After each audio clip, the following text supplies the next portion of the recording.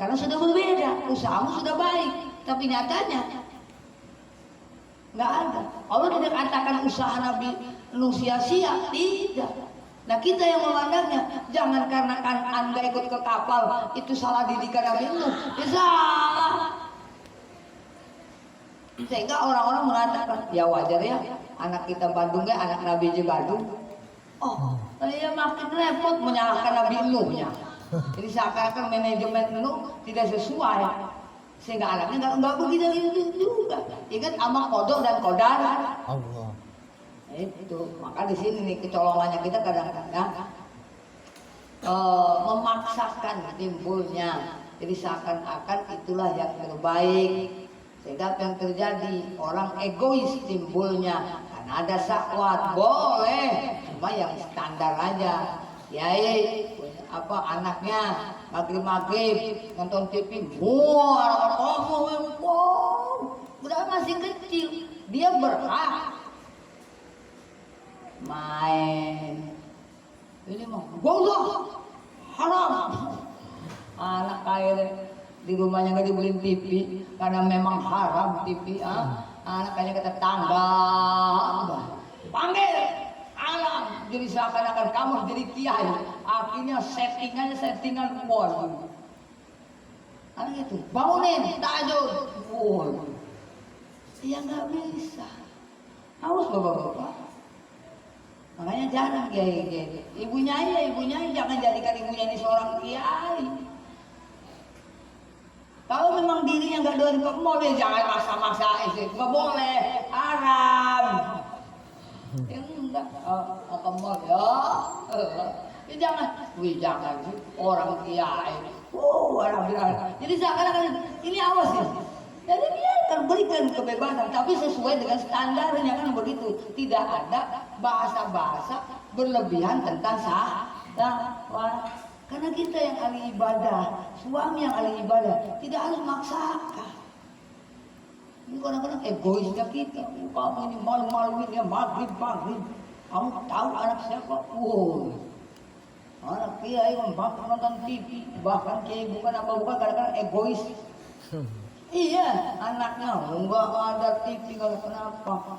Di rumah enggak ada TV, katanya haram. Ada sih TV, tapi enggak terus Quran aja isinya. Ya udah situ nanti nonton. Tegar, ngamuk, wah ini ya. Kamu akan bintik-bintik, waduh, masya Allah.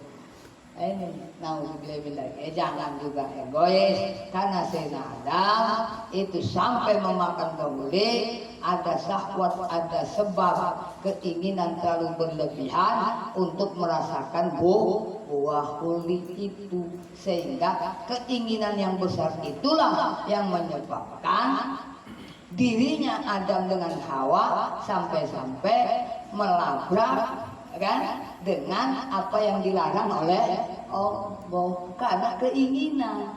Di mana ada standar keinginan ini perlu kita pikirkan, betulkah ini keinginan sesuai dengan Allah dan Rasulnya? Orang kita mah dibikin pusing ya, mohon maaf. Kalau kitanya hidupnya dijadikan standar, lumayan enggak lah. Oh, hidup kita ini jangan standar kan gitu. Keinginannya kalau bisa sih, waduh, semua ber-AC, kamu yang bubar masih alam, waduh, buat amat punaan. Nah ini. Maka bapak-bapak rahimakumullah. Jadi hasil, lalu harus bagaimana kita membedakan antara syahwat dengan kebutuhan tadi? Ya kita harus betul-betul, kalau bahasa hadisnya, man arafa nafsah arafa Allah. Barang siapa yang dia tahu dirinya, maka dia akan mengenal tentang Allah. Maka solusi untuk kita bisa membedakan, bahasakan kita dengan diri kita. Membahasakan diri itu bagaimana? Begini, ya Allah, ya Alhamdulillah, ya makasih segini aja udah makan, Alhamdulillah. Nggak usah ngeliat yang lain. Nah ini yang susah. Aduh, ini yang susah. Bohong. Mobil Agia ngeliat Fortuner, wow, ngomong, nggak mau bohong. Dan jangan juga itu ada orang yang punya Fortuner terus dia katakan itu mah hukum dunia aja. Ini kadang-kadang, paham nggak? Ini kadang-kadang kebalik lagi. Ada ustaz, ada kiai mewah, udah masyarakat menjustisnya butuh dia, udah dia nggak mampu beli gitu. Nah, kiai mampu kebetulan, dia bohong. Jadi ya itulah, kita harus menyadarkan diri, sadarkan diri. Karena kita ini lagi tidur, sadarkan diri, ya sudah. Kita lagi tidur nanti bangunnya. Ayo ngeliat tuh, alhamdulillah ya. Adanya itu ya terima kasih ya. Ini kadang-kadang yang dipegangnya mobil Agia akhirnya Fortuner ya payah. Akhirnya kasak kusuk nanti. Aduh, bisa sih mengkelengger. Ini awas ya. Makanya itulah kebutuhan dengan keimanan. Aduh, makanya naudzubillahi min. Bagaimana? Ya tidak ada lain. Ala fi dzikrillah tatma'innul qulub. Itu jampenya. Ya Allah, bahwasanya zikirlah yang menenangkan jiwa. Karena keinginan kita di hati, maka obatilah dengan zikir. La ilaha illallah, la ilaha illallah. Enak nih. Habis sholat, la ilaha illallah, la ilaha illallah. Jangan tinggal, jangan. Itu obat. Kalau nggak diobatin, waduh, parah. Naudzubillahi min dzalik. Waqala al-sirah an batin suhad wallahu alam. Kayaknya lebih ke sini agak lebih lumayan lagi. Waduh. Ngomong yang ngobrol-ngobrol aja. Oke, bagus.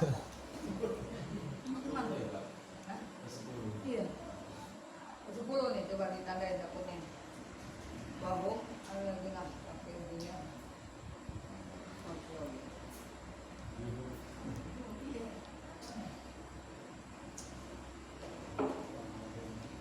Anbak di Zuhad, wahum Zuhad itu adalah orang-orang yang menghinakan dunia.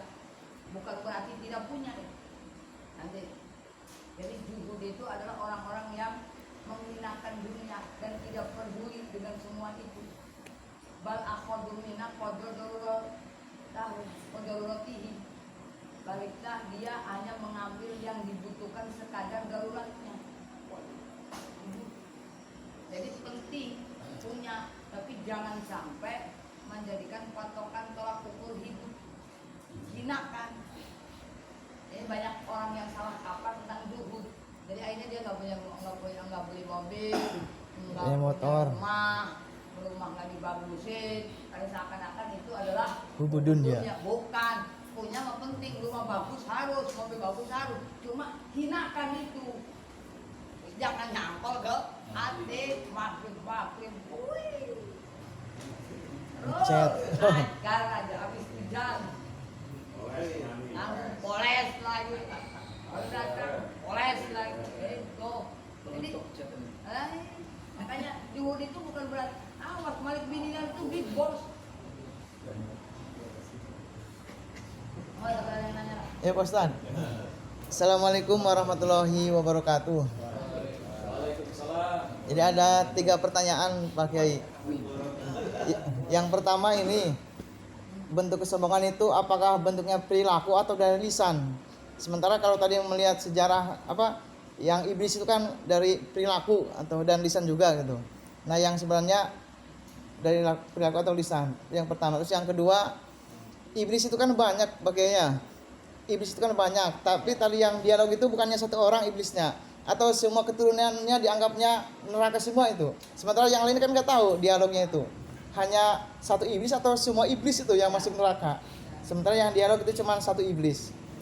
Lalu yang ketiga, ada dalam Al-Quran yang katanya orang yang menggunjing itu bagaikan memakan bangkai saudaranya. Dia makan bangkai saudaranya itu udah di akhirat atau di dunia itu makan bangkainya itu. Mohon penjelasan Pak Kiai. Terima kasih. Yang pertama sombong itu ya hal wal lisan.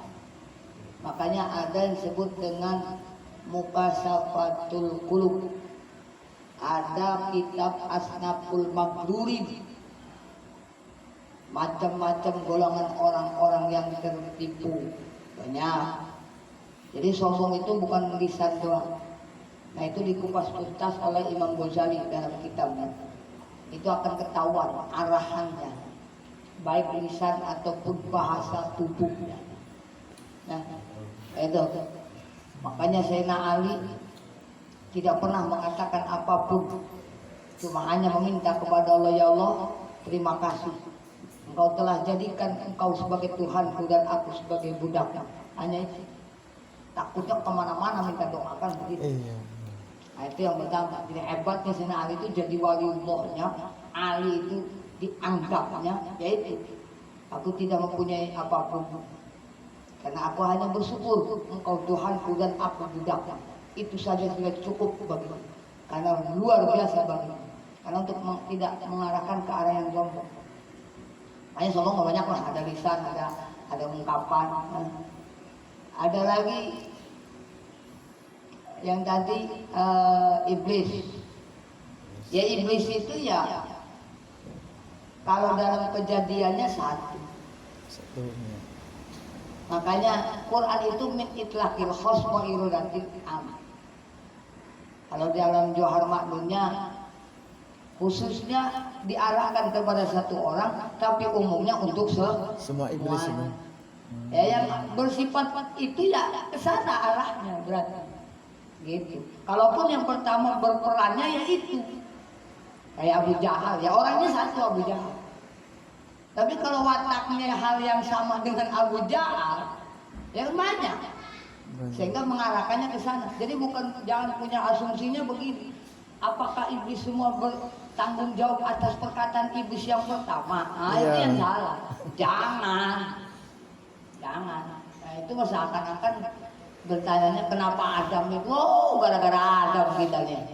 Akhirnya kita ada di dunia nih. Kalau Adam nggak makan buah kuli kayaknya masuk surga kita nih. Nah itu salah. Salah. Naudzubillah, jangan begitu. Jangan begitu. Makanya bahasa sufi dibalik tuh pertanyaannya. Aku bersyukur adanya setan. Kenapa? Karena adanya setan kita dikasih tahu oleh Allah untuk selalu berdoa kepada Allah dari perlindungannya, diberi jimatnya oleh Allah. A'udzubillahi minasyaitonir rajim. Nah itu. Kalau saja setan tidak ada, apakah kita bisa membaca a'udzubillahi? Kan belum tentu. Mungkin nggak turun. Fasta'idz minasyaitonir rajim. Makanya disyukuri oleh para orang zuhud, Pak. Tidak, makanya orang zuhud pun tidak ada yang salah. Semua itu benar aja. Jadi orang sisi positif negatif itu tidak ada, udah. Lurus saja. Nah itu. Yang ketiga tadi apa? Orang yang menggunjing itu sama dengan Yang memakan bangkai. Di ayat itu kita nggak berani mengupas tuntas karena mesti dikaji ini ya tafsir. Takutnya kita nebak-nebak nggak bawa kitab tafsir. Saya nggak berani kalau mengkaji satu ayat yang dikatakan apa maksud dari ayat itu harus pakai tafsirnya. Mungkin kita nanti cari tadi. Iya, makasih Pak. Karena harus dibaca kitabnya. Kalau hanya akal kita yang ingat sih itu kan dosanya seperti itu. Seperti orang memakan Bangkai itu. bangkai saudaranya. Tapi untuk lebih lanjut karena itu bahasanya yang dipertanyakan Qurannya, saya nggak berani jawab. Karena namanya Quran, coba kita cari aja.